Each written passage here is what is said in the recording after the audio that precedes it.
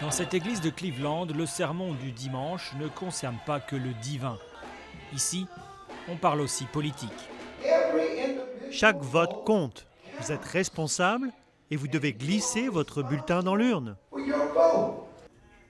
Pour éviter les longues files d'attente le mardi de l'élection, de nombreux paroissiens ont pris l'habitude de voter dans les semaines précédant le scrutin.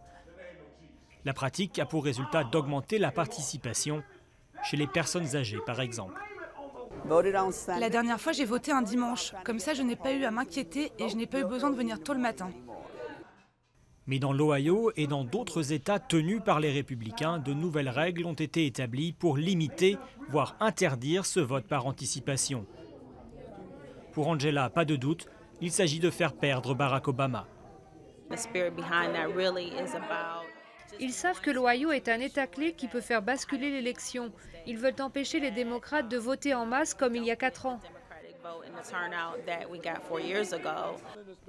En 2008, la majorité des habitants de l'Ohio qui ont voté avant le jour J étaient des Afro-Américains.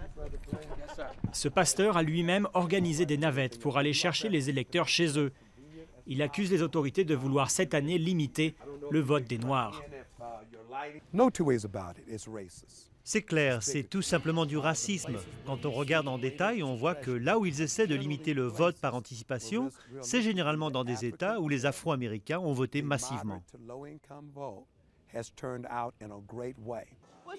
Alors que plusieurs organisations se battent pour convaincre les électeurs de voter en avance, l'Ohio n'a toujours pas finalisé son règlement sur le vote par anticipation.